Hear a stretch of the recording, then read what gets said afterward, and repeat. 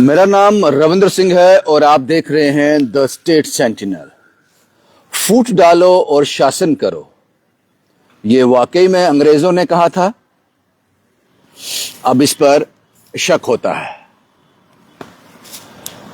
UCG का जो नया कानून, जिसके लिए पूरा देश जो है उबाल पे है, पूरा देश प्रोटेस्ट कर रहा है, सड़क पे है, उस पर थोड़ी बात कर ली जाए।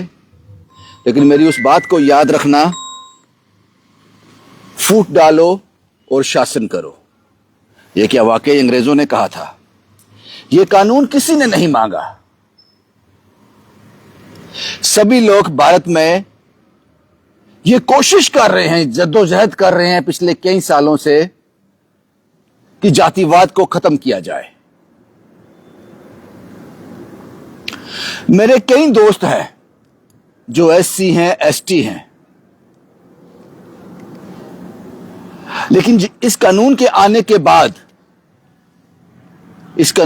के बाद जब मैं उनसे मिला, उनसे बातचीत की, तो मुझे उनसे बात करने में एक हिचकिचाहट हो रही थी। शायद ये सब वो भी फील कर रहे हो। हम इसको भूलना चाहते हैं, जातिवाद को। हम इंसान को इंसान समझना चाहते हैं, लेकिन ये सरकारें नहीं भूलने देंगी। एक शख्स थे विष्णु तिवारी, एक शख्स थे ललितपुर यूपी के रहने वाले। उन पर एससी एसटी के तहत एक मामला दर्ज होता है और उसके बाद, वो मामला दर्ज होने के बाद उनको अरेस्ट कर लिया जाता है।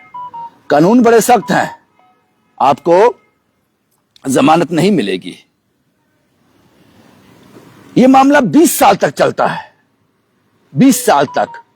और 20 साल तक,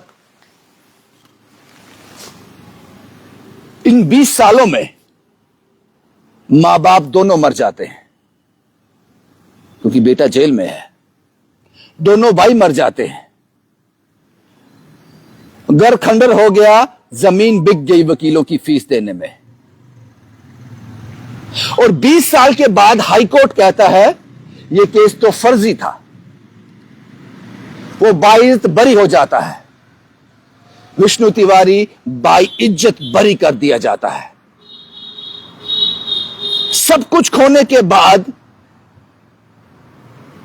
उसके हाथ में क्या रहा?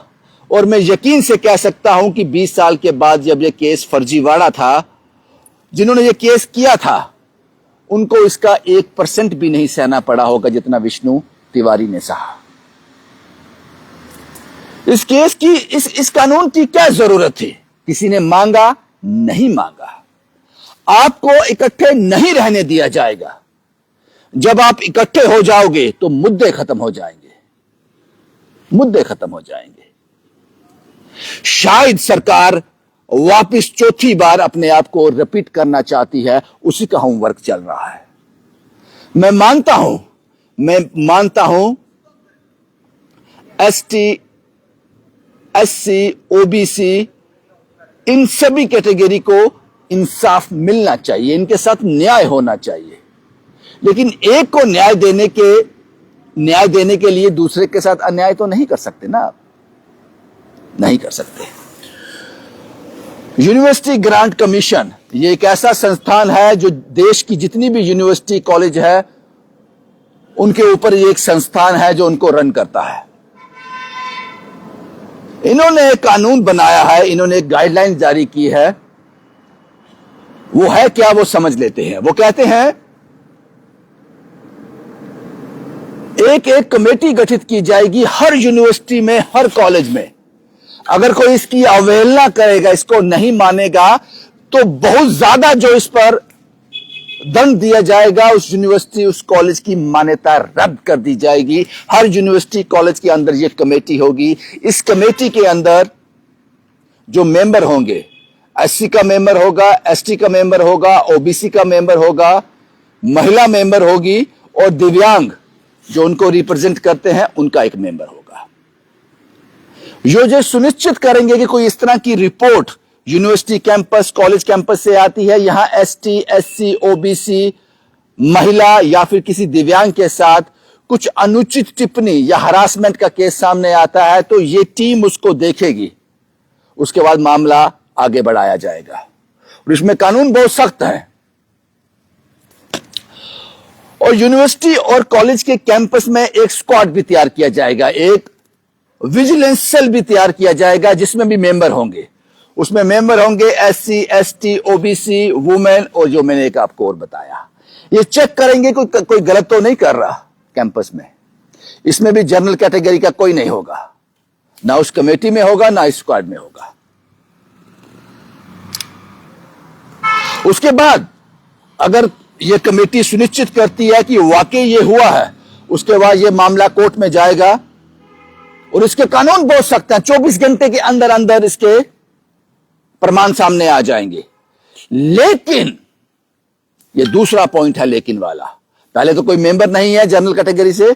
दूसरा पॉइंट यह है कि अगर यह मामला फर्जीवाड़ा पाया जाता है, यह मामला गलत पाया जाता है, यह मामला झूठ के बेस पर बनाया हुआ पाया जाता है किसी के खिलाफ, तो जिस आदमी ने जानबूझकर जो फर्जीवाड़ा किया होगा उसके खिलाफ कोई कार्रवाई नहीं होगी। यह कानून इसकी इजाजत देता है, यह गाइडलाइन इसकी इजाजत देते हैं। यह कानून किसी ने नहीं मांगा, यह कानून किसी ने नहीं मांगा। मैं मानता हूं कि इस देश में ना हिंदू खतरे में है, ना मुसलमान खतरे में है, ना सिख खतरे में, ना हिस्सा, जो धर्म इस देश में रहते हैं कोई खतरे में नहीं है। लेकिन हमेशा से जो सरकार का हिस्सा रहे हैं, या पिछले 10, 11, 12, 15 साल की बात की जाए, जो सरकार का हिस्सा रहे हैं वो कहते रहे हैं हिंदू खतरे में है, हिंदू खतरे में है। जब देश का प्रधानमंत्री हिंदू, देश के राष्ट्रपति हिंदू, मैक्सिमम यूटी के LG हिंदू, बड़ी बड़ी पोस्ट पर जो लॉ मेकर है वो हिंदू, उसके बाद भी हिंदू खतरे में है, वो झूठ बोलते थे। लेकिन अब हिंदू खतरे में है। पहले हिंदू मुसलमान, हिंदू सिख कर रहे थे, उससे इनको फायदा मिल रहा था। इनको लगा देश इससे बोर हो गया होगा, ऊब गया होगा, इससे कुछ नया करते हैं, कुछ तूफानी करते हैं। इन्होंने हिंदू को हिंदू के सामने लाकर खड़ा कर दिया। आज मैं श्यामलाल शर्मा जी से बात कर रहा था, उनका इंटरव्यू कर रहा था। वो कहते हैं कि ये यूनिवर्सिटी ग्रांट कमीशन जो है ये ऑटोनमस बॉडी है, इसके अपने फैसले होते हैं। गलत। गाइडलाइन ये जरूर फ्रेम की होंगी यूजीसी ने, उसके बाद फाइनल मोहर लगने के लिए ये सरकार के पास जाती है। क्योंकि यूनिवर्सिटी यूजीसी का जो कैंपस है वो भारत नहीं है, ये किसी एक यूनिवर्सिटी पर एप्लीकेबल नहीं होगा। भारत में जितने यूनिवर्सिटी, जितने कॉलेज है, सब पर एप्लीकेबल होगा। तो यूजीसी इतनी पावरफुल है ही नहीं, वो सिर्फ गाइडलाइन फ्रेम कर सकती है। उसको अंतिम ढांचा जो है वो भारत सरकार ने देना है। भारत को एक लेबोरेटरी बनाकर टेस्ट किया जा रहा है, लोगों को टेस्ट किया जा रहा है। मैं और मेरा दोस्त इकट्ठे पहली क्लास में एक स्कूल में दाखिला लेते हैं। हमारी दोस्ती 12वीं तक रहती है। एक दूसरे की प्लेट से खाते हैं, एक दूसरे के घर जाते हैं, एक दूसरे के विवाह समारोह में हिस्सा बनते हैं एक दूसरे का। लेकिन जैसे ही हम कॉलेज में एंट्री करेंगे, हम एक दूसरे के दुश्मन हो जाएंगे, एक दूसरे को शक की नजर से देखेंगे, क्योंकि आपने, भारत सरकार ने ऐसे कानून फ्रेम किए हैं कि यह भाईचारा कभी बने ही नहीं।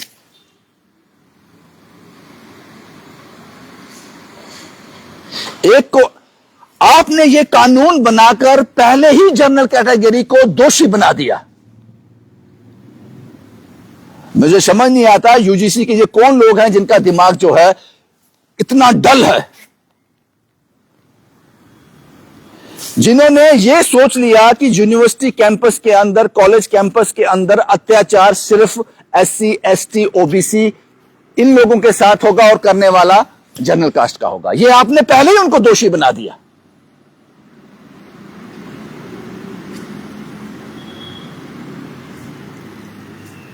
इन चीजों को समझना होगा। अब यह समझना होगा, जैसे पुलिस इन्वेस्टिगेट करती है, ये चोरी हुई है इस घर में, इसका कत्ल हुआ है। मोटिव क्या था?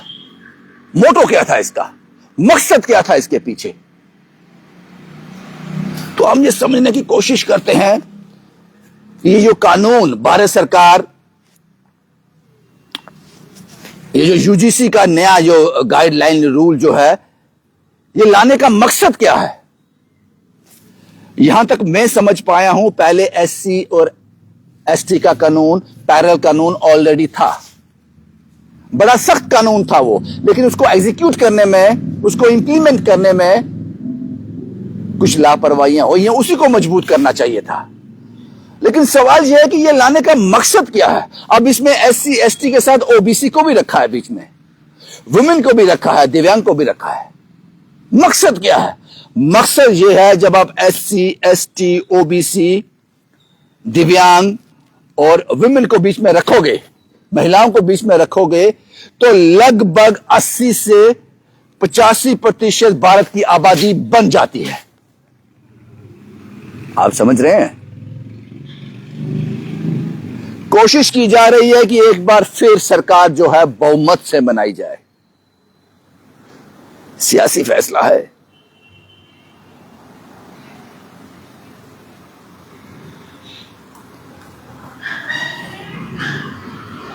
जिस देश में डेवलपमेंट से ऊपर, प्रोग्रेस से ऊपर, शिक्षा के ऊपर, हेल्थ सेक्टर के ऊपर, कनेक्टिविटी के ऊपर प्रायोरिटी में धर्म आ जाए ना, मंदिर मस्जिद गुरुद्वारा साहिब और गिरजाघर ये आ जाएं, तो आप समझ लेना विनाश करीब है। आप समझ लेना विनाश की ओर हम बड़ी तेजी से भाग रहे हैं।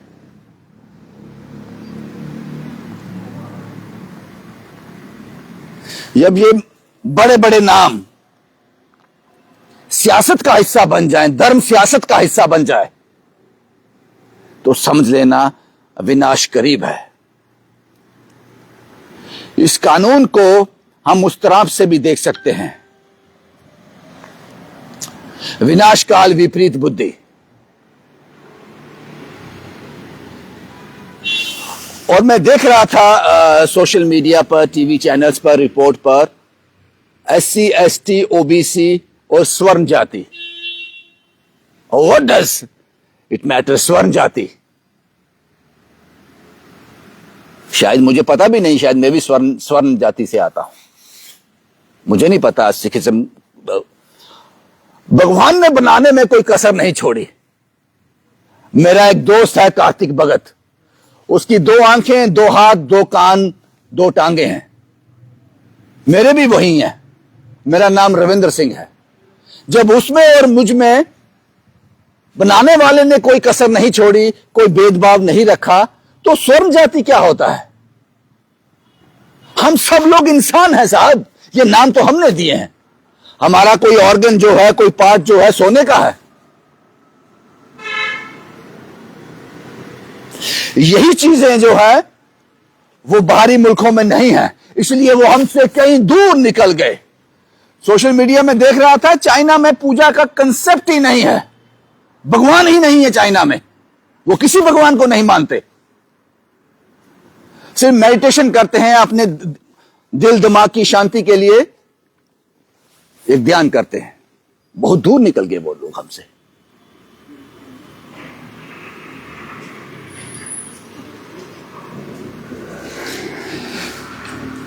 पता नहीं अब सरकार ने ये क्या टेस्ट किया है, बहुमत से वापस आना चाहते हैं वो मुझे पता नहीं, लेकिन आपने देश में आग लगा दी।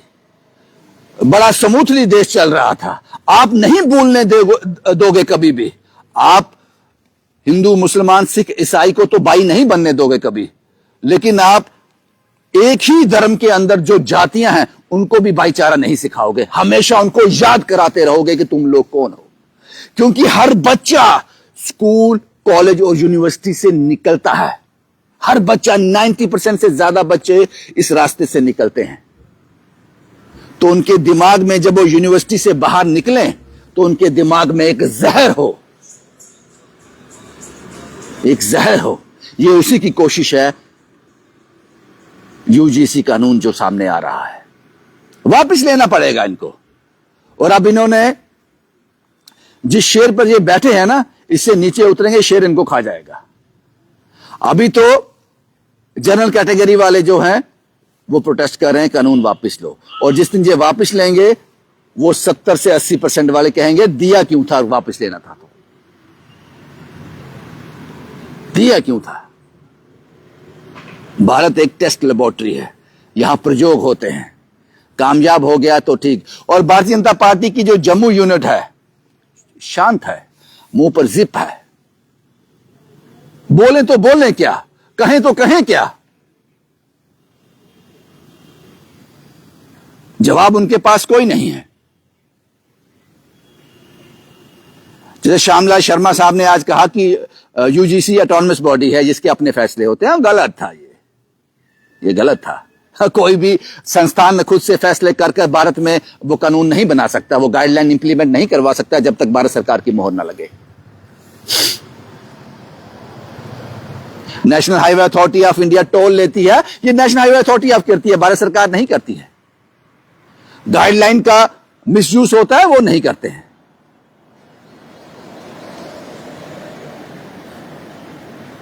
मैं कतई भी एसटी ओबीसी एससी के खिलाफ नहीं हूं, सब मेरे भाई हैं, लेकिन सबको समान अधिकार होना चाहिए। वो कब, उस भारत को मैं कब देख पाऊंगा यहां सब बराबर होंगे। आपको सिविल एक्ट नहीं लाना चाहिए था, ये सिविल एक्ट है जो यूजीसी कानून है, ये सिविल है। आपको क्रिमिनल एक्ट लाना चाहिए था। आपको कानून बनाना चाहिए, कोई भी किसी के साथ भेदभाव करता है उसके लिए क्रिमिनल एक्ट है।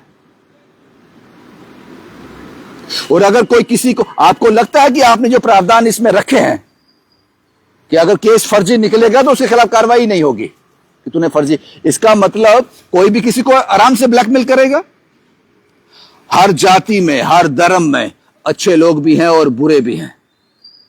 इसको अपॉर्चुनिटी बनाकर इस्तेमाल किया जाएगा इस कानून का। मैंने कहानी सुनाई आपको विष्णु तिवारी की, 20 साल मां बाप मर गए, 2 भाई मर गए, जमीन बिक गई, घर खंडर हो गया। 20 साल के बाद हाई कोर्ट ने कहा ये तो निर्दोष है, ये केस फर्जी था। इन बातों को आपको समझना पड़ेगा।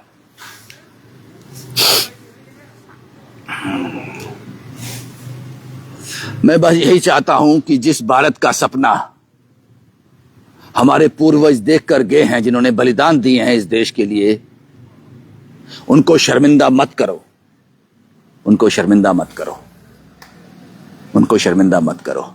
ये कानून में आपको बड़े बदलाव करने पड़ेंगे, आपके पास ऑप्शन कोई नहीं है। शुभम कुमार के साथ Ravindra Singh, the state sentinel के लिए।